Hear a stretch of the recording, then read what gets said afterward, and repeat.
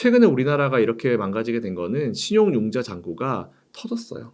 마진콜이 좀 많이 터졌고 기본적으로 마진콜은 이제 터지는 시점이 있거든요. 매번 여러분이 아마 확인하실 수 있는 게 코스피든 코스닥이든 HTS에서 이제 여신 다음에 분봉을 바꾸세요. 1분봉을 바꾸시고 나서 그걸 보시면은 장 시작하자마자 차트가 밑으로 확 내려와서 시작하는 날이 굉장히 많았을 거예요. 특히 10월 달에는 뭐 절반 이상이 분명히 그랬을 텐데 그게 마진콜이라고 보시면 됩니다. 네. 장 시작하자마자 마진콜을 던졌고 문제가 뭐냐면 마진콜이라는 거는 이제 각 금액대별로 각 지수로 보면 각 지수대별로 그리고 종목별로 보면 각 금액대별로 막 많이 꼬여 있어요. 그 금액대에서 얼마나 많은 사람이 신용을 썼는지에 따라 달라지는 부분이니까 그러다 보니까 이 정도 금액대에서 만약 마진콜이 터지죠. 그러면 이제 마진콜이라는 거는 강제로 청산하는 거기 때문에 뭐 누군가가 의도한 물량이 아닙니다. 강제로 나오는 물량이에요. 그럼 주가가 떨어지겠죠. 근데 문제는 요 중간 사이에 마진콜 물량이 또 있으면 그게 또 터지는 거예요. 그럼 또 내려앉죠? 또 내려앉죠? 또 내려앉죠? 이런 식으로 지금은 기계적으로 물량이 나와서 내려앉아 버리는 시점이기 때문에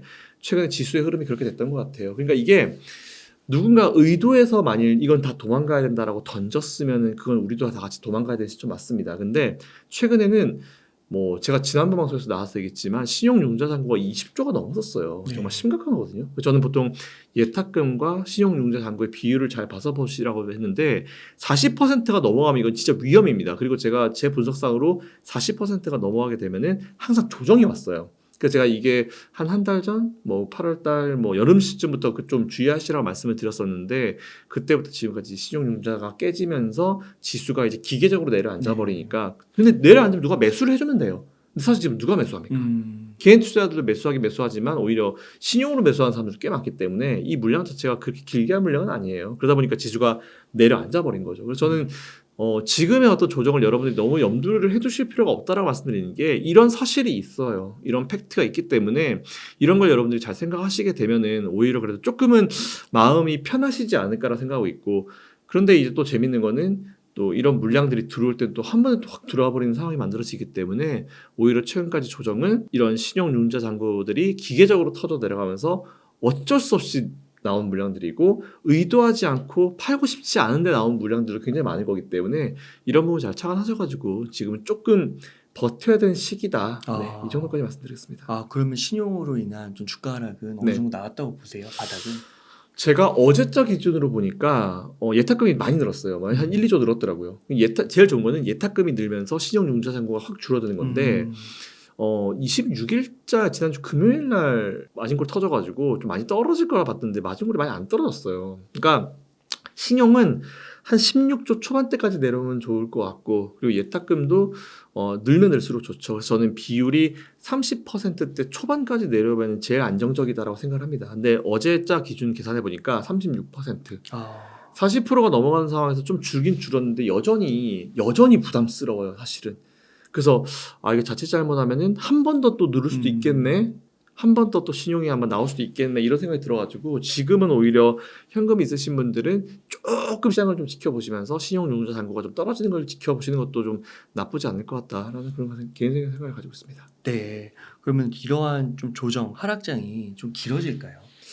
근데 저는 제가 봤을 때는 사실상 10월 달에 어느 정도 마무리가 다 돼야 정상이긴 해요. 그 보통 이제 역사적으로 봤을 때도 10월, 9월, 8월 같은 경우는 지수가 그렇게 되게 강했던 달은 아니었거든요. 근데 보통 10월 달부터 분위기가 조금 돌리고 11월 달부터는 분위기가 완연하게 돌아가긴 해요. 역사적 평균을 한 30년 평균을 봤을 때. 근데 제가 봤을 때는 지금의 이 흐름이 앞으로 한 일주일 정도는 조금 더 영향을 받을 수 있을 것 같아요. 지금은 아직까지는 지금 뭐 사실 FOMC도 예정이 되어 있긴 하지만 FOMC에서 어떤 멘트가 나올지에 따라서 좀 달라질 수 있을 것 같고 근데 이게 길 것 같지는 않아요. 11월 중순 전에 좀 정리가 될 문제인 것 같고 오히려 저는 12월 달과 그리고 지금 좀 쉬었으면 오히려 1월 달 이후까지도 조금 더 이제 분위기가 좀 괜찮게 흘러가지 않을까 싶어가지고 지금은 어쨌든 시장을 하방 쪽으로 보는 시점은 아닌 것 같습니다. 상방 쪽으로 보되 오히려 이런 마진콜 문제가 좀 더 빨리 해결되면 좋겠다. 그래서 저는 사실은 이런 얘기 하기 좀 그런데 하루 그냥 날 잡고 한번 확 밀어버리고 신용 한 1조 확 빠져버리고 하면은 제가 자신 있게 이날은 지금부터 좀 여러분들이 마음 놓으셔도 될 것 같습니다.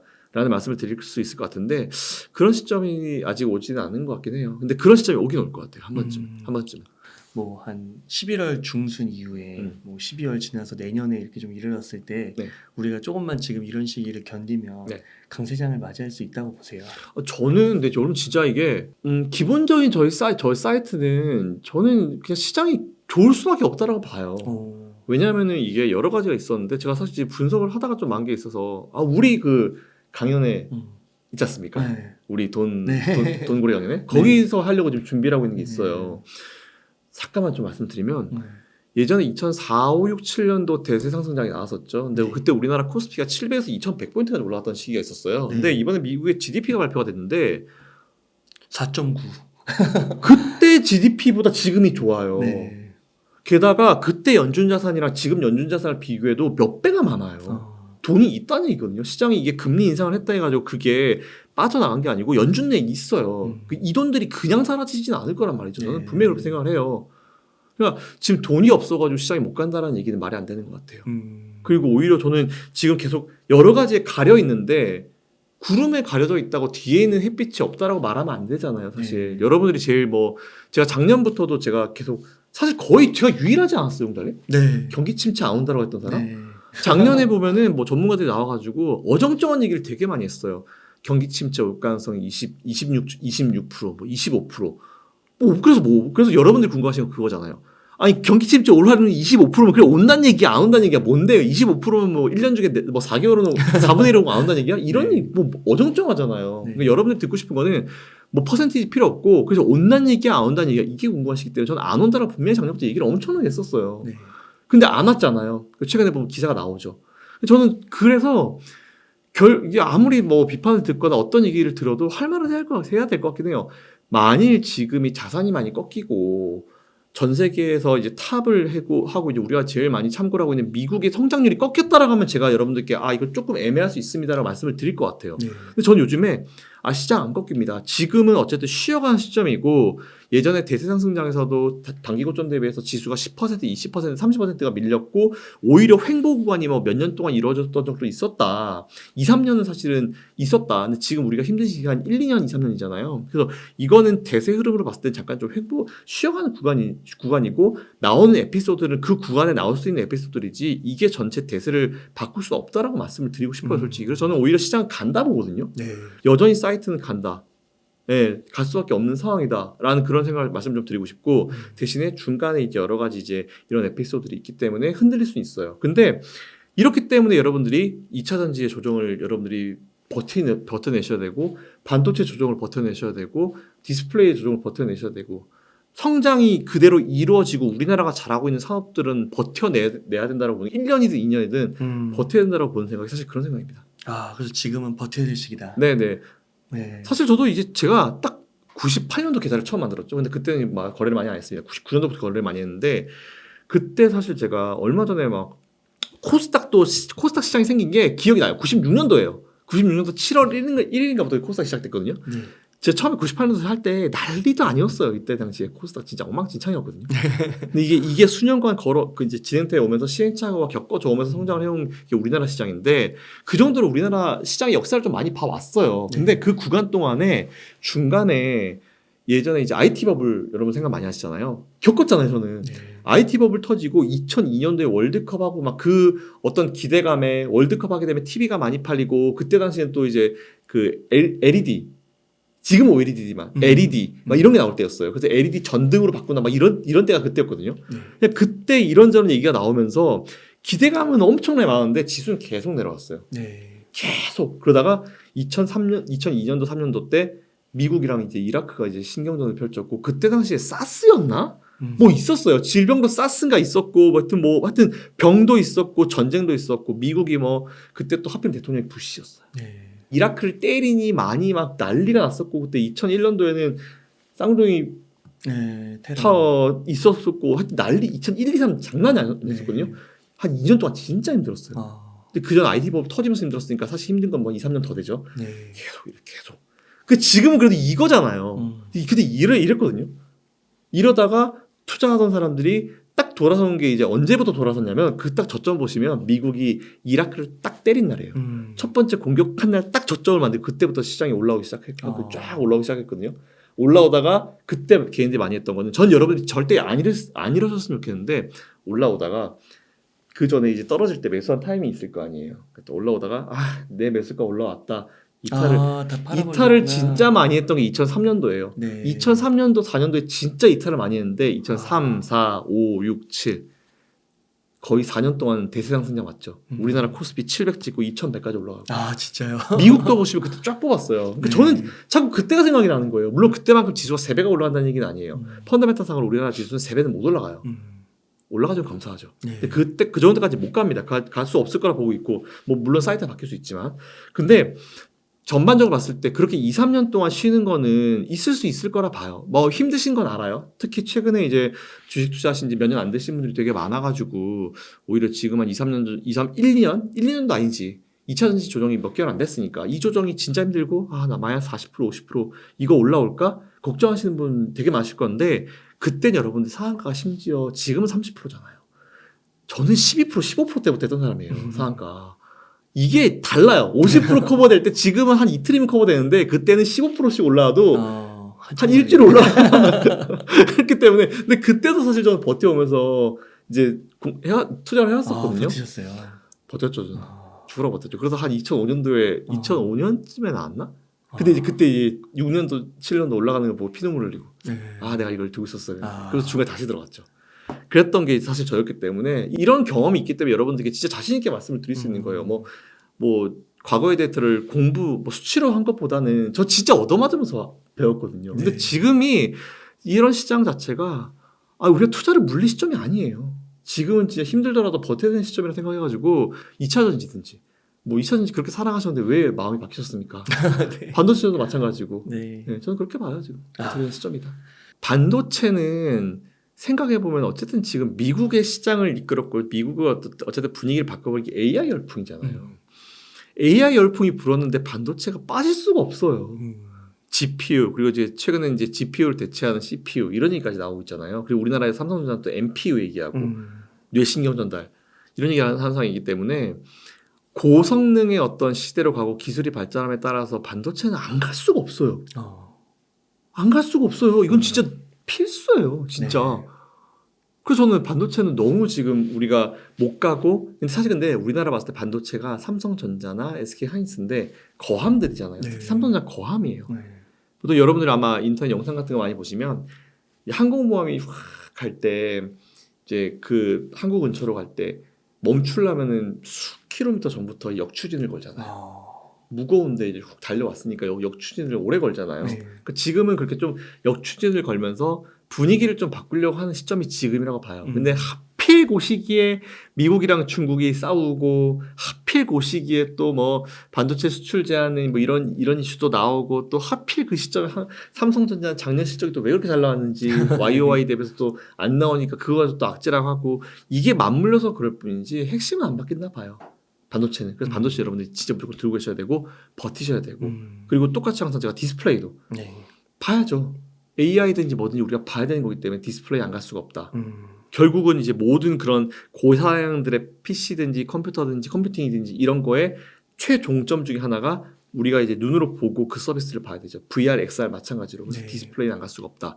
반도체, 디스플레이 그리고 거기서 추가로 전기차라기보다는 저는 자꾸 이게 2차 전지주를 볼 때마다 제가 좀 아쉬운 게 뭐냐면 물론 알아. 그 전기차 때문에 2차 전지가 좀 핫해진 건 맞아요. 근데 우리가 배터리를 자동차에만 쓰냐고요. 그러니까 저는 이게 너무 아쉬운 거예요. 2차 전지를 전기차 테마랑 같이 엮어버려서 움직였잖아요. 지금까지는. 근데 이거를 좀 떼죠.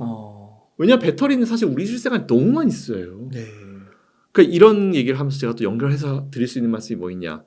최근에 보면 자꾸 LFP 배터리 얘기 나오잖아요. 그래서 그게 막 대세가 될 것 같다 이런 식으로 얘기를 많이 하는데 진짜 속 터지는 게 진짜 제가 진짜 이거를 명확하게 말씀드리고 싶은 건 중국에서 어쨌든 LFP를 만들어서 지금 핫해진 게 맞아요. 올 여름부터죠. 여름부터라는 게 중요합니다, 여러분들. 여름부터라는 게 여름부터 좀 핫해졌어요. 근데 LFP라는 건 원래 2010년도에 처음에 미국에서 만들었어요. 이게 원래 미국에서 만든 거예요. 미국에서 만든 건데 그때 당시에는 이제 이게 왜 그걸 갖다가 사업화 시키지 않았을까요? 그때 당시에 봤을 때 사업성이 떨어졌던 거예요.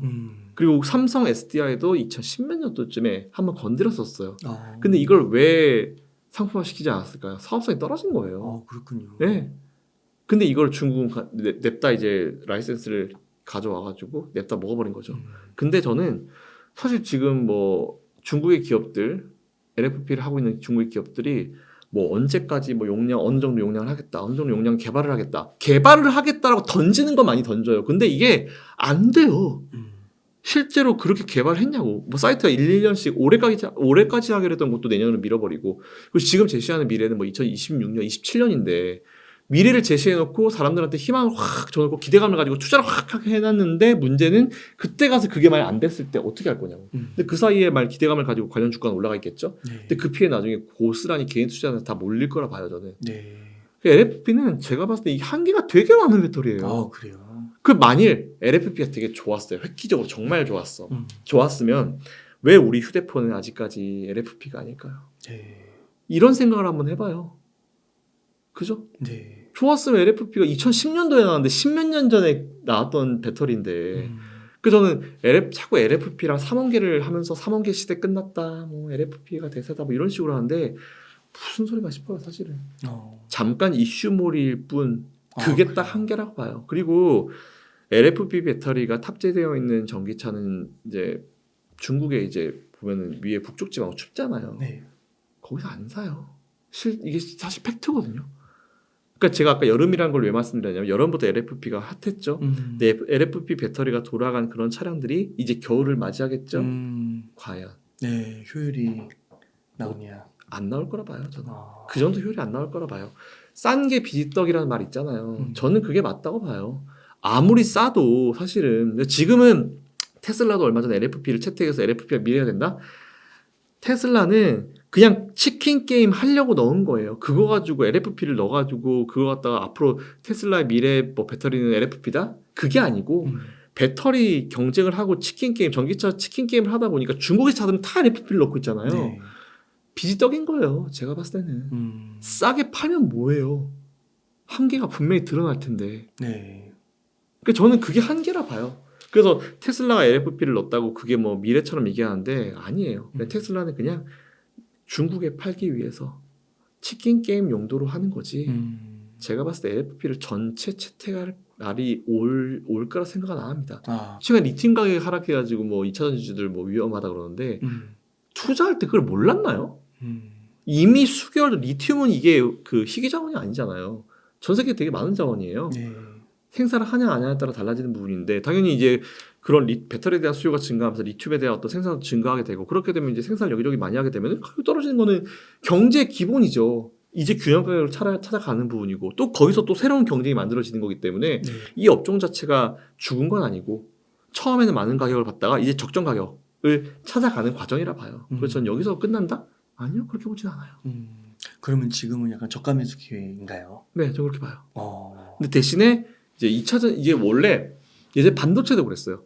어떤 한 업종 새로운 이제 미래를 책임질 수 있을 만한 그런 업종이 나오잖아요. 그러면은 단기간 내에는 너나 할 것 없이 다 들러붙어요.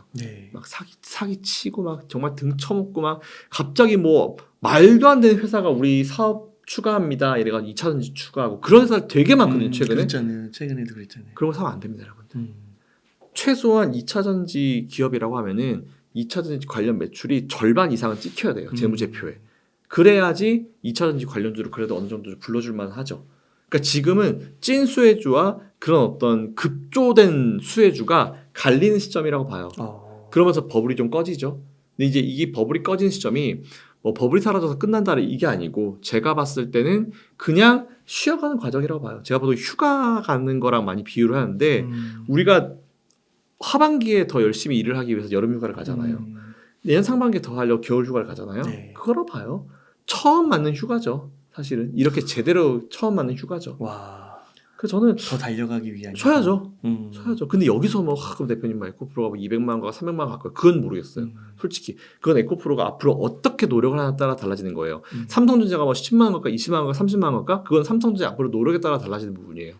그렇기 때문에 항상 체크해야 되는 거는 2차 전지주 뭐 반도체주 버릴 시점 아니다. 하지만 그 회사가 지금 열심히 생산만 해서 지금 당장 파는 거에만 집중을 하고 있는지 아니면 더 다음 넥스트 스텝 더 미래를 위해서 투자를 하고 R&D 비용을 넣고 막 개발을 하고 있는지 그걸 체크해야 됩니다. 그런 2차 전지의 찐 수혜주나 대장주 네. 조금 그래도 믿을 만한 지금 시점에서 봤을 네. 때 그런 기업들이 좀 있을까요?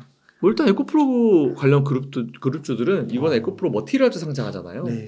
근데 머티리얼즈 이번에 상장할 때 계획 한번 쭉 보니까 이번에 상장해가지고 거기서 나온 자금으로 이제 생산 시설 확충한다고 하더라고요. 근데 사실 네. 에코프로 머티리얼즈 봤을 때 제일 아쉬웠던 게 그 부분이거든요.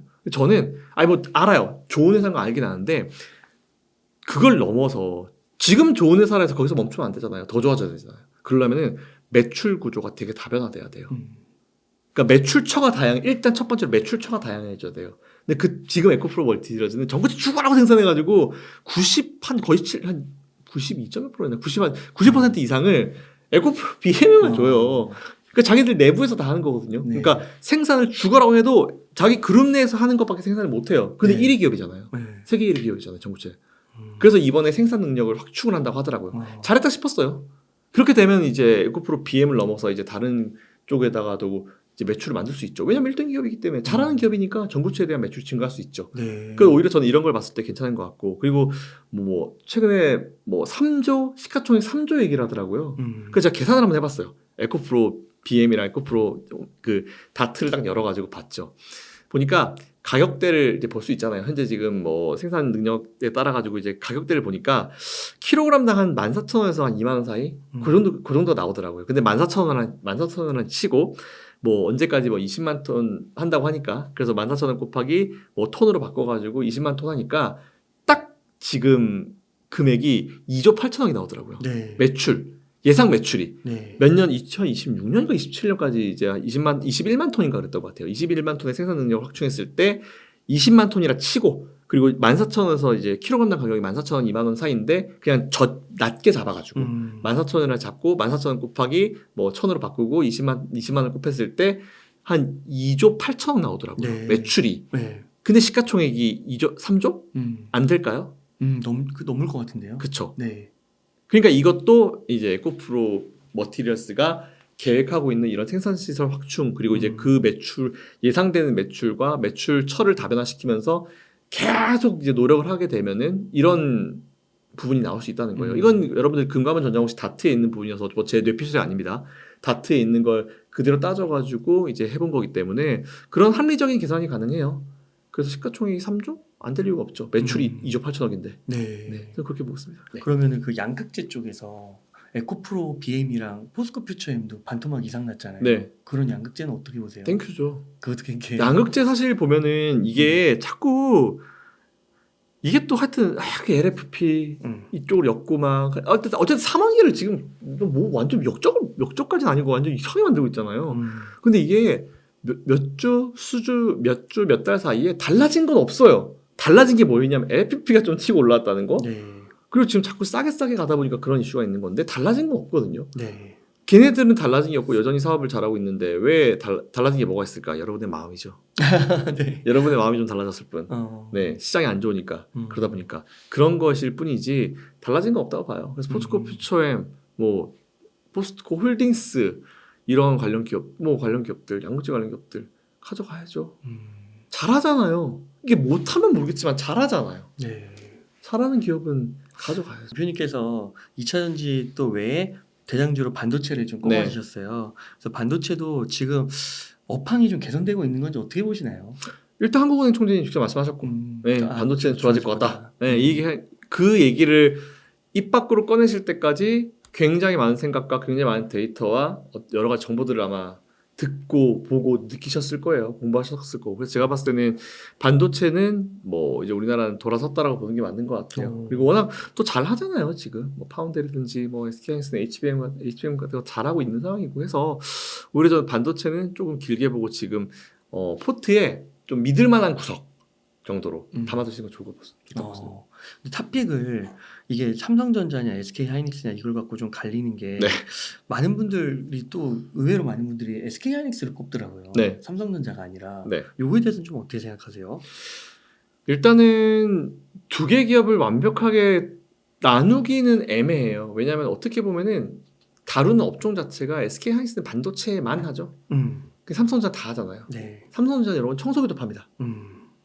다양하게 하는 기업이에요. 그래서 두 개 기업을 완벽하게 좀 이제 나눠서 생각하기 좀 애매하긴 하지만 나는 이제 아예 반도체만 하겠다라고 하시는 분들은 SK 하이닉스도 괜찮은 것 같아요. 근데 가끔 이제 저는 이런 생각이 보거든요. 왜 워렌 버핏이 삼성전자 같은 기업에 투자를 하지 않을까? 근데 워렌 버핏의 투자 스타일을 보면은 삼성전자는 뭔가 불확실성이 있어요. 네. 왜냐하면은 반도체만 봤을 때는 제가 봤을 때 삼성전자가 반도체만 하는 기업이었다고 하면은 투자를 했었을 가능성도 꽤나 크다 봐요.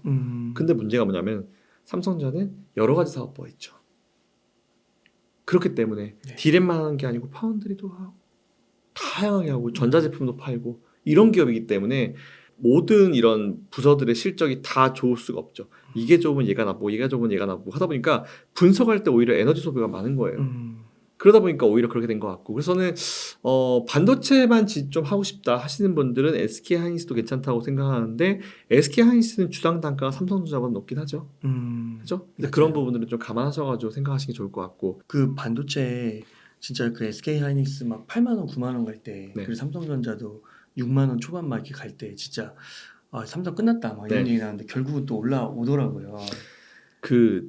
그래서 저는 보면 가끔마다 이제 기사 같은 거 헤드라인 되게 세게 쓰시는 분들이 많아요. 네. 삼성전자 끝났나 이렇게 쓰시는 분이 많은데 삼성 이제 어쩔 수 없는 이제 외국인들이 바라보는 우리나라 보통 MSCI 인덱스를 제가 말씀을 많이 드리죠. 이제 MSCI 코리아 인덱스에 가보시면은 이게 자주 이제 구성 항목 수가 바뀌는데 보통 101개에서 110개 그 정도 왔다 갔다 해요. 네. 코리아 인덱스 내에. 근데 코리아 인덱스 딱 열어서 보시면 1등 삼성전자고요. 삼성전자를 제일 많이 비중을 줍니다. MSCI에서.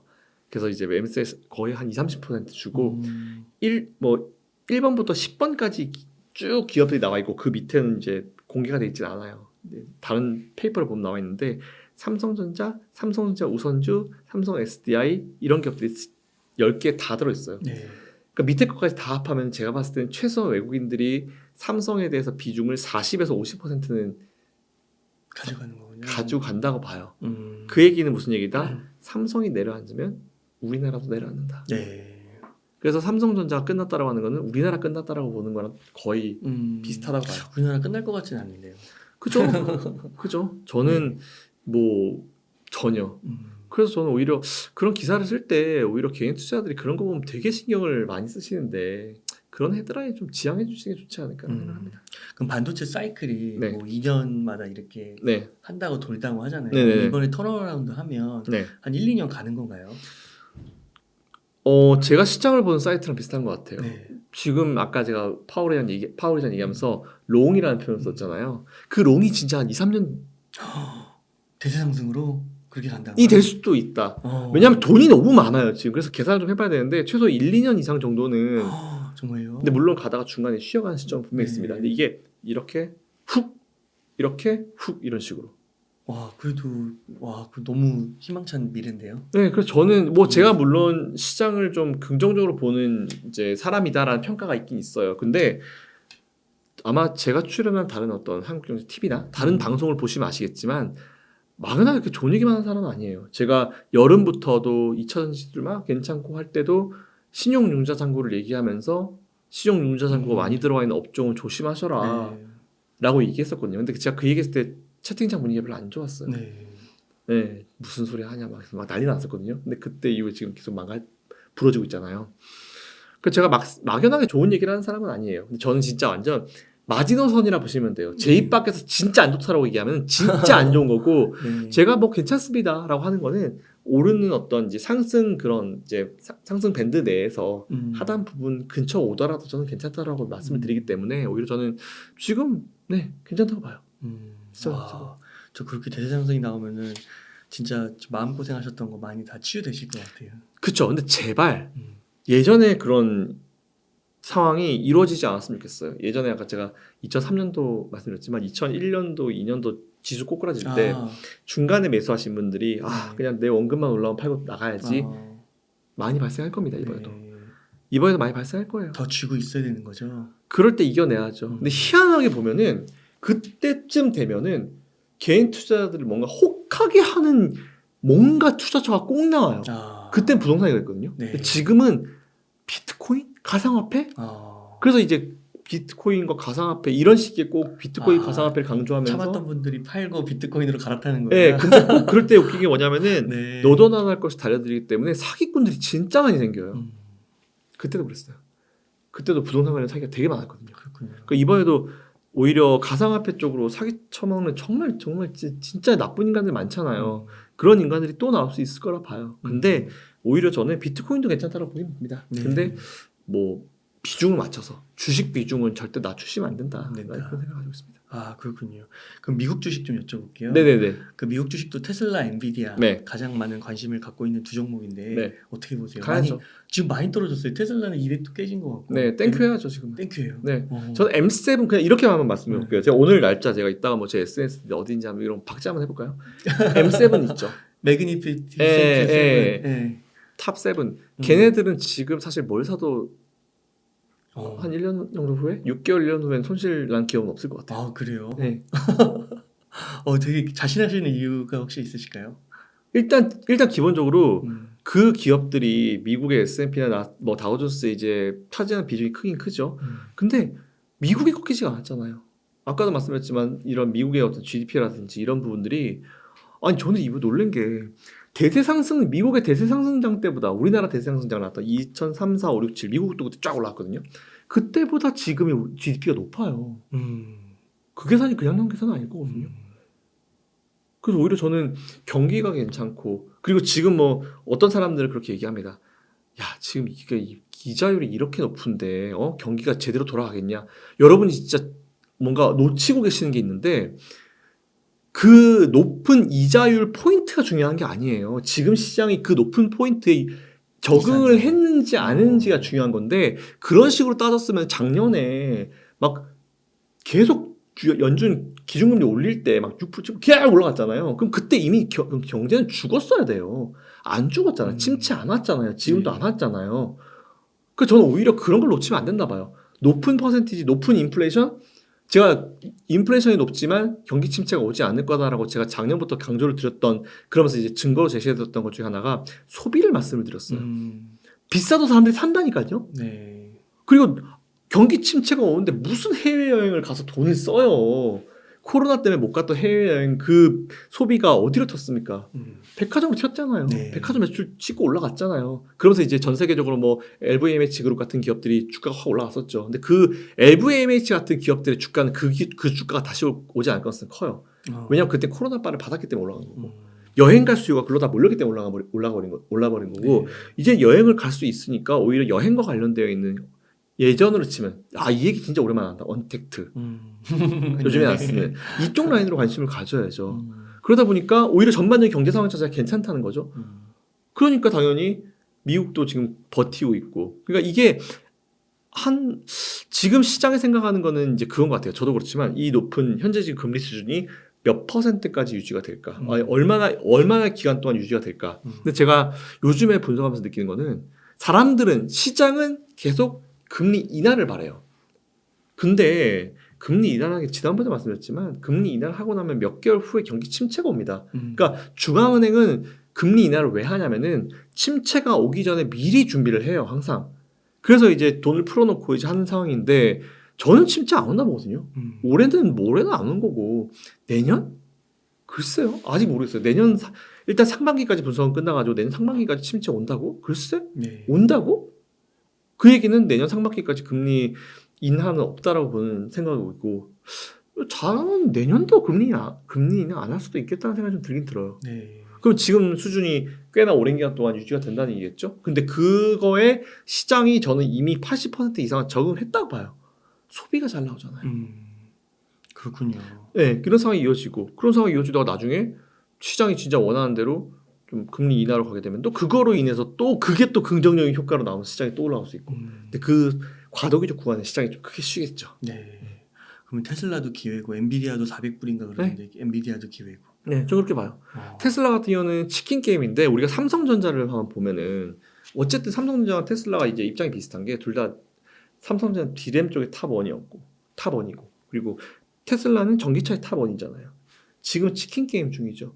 그러니까 디램 반도체 가격이 계속 떨어지니까 막 SK 하이닉스 같은 애들도 막 감산을 했어요. 근데 걔네들이 아무리 감사해봤자 의미가 없어요. 삼성이 안 하면 의미가 없거든요. 네.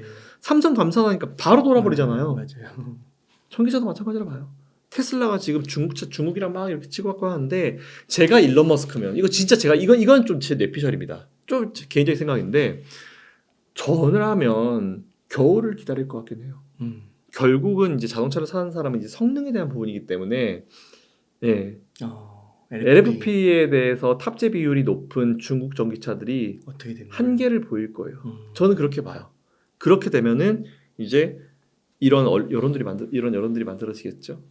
그 저는 뭐 테슬라 기껏 버텨봤자 한 몇 개월 정도, 네, 이 정도면 아마 제가 봤을 때는 분위기가 좀 달라지지 않을까. 그래서 저는 올해 같은 경우는 테슬라를 매수한 시점이 맞다라고 보고 있고, 엔비디아도 사실은 지금 뭐 수요가 굉장히 높죠. 근데 엔비디아의 어떤 GPU를 CPU를 대체한다, 뭐 이런 얘기를 되게 많이 하는데 사실 CPU랑 GPU는 여러분 저보다 더 잘 아시겠지만 좀 달라요. 단순한 연산을 되게 많이 할 때는 GPU가 필요한 거고 굉장히 어려운 연산을 몇 개만 할 때는 CPU가 필요한 거고 사실 보면 고사양은 CPU거든요, 사실은.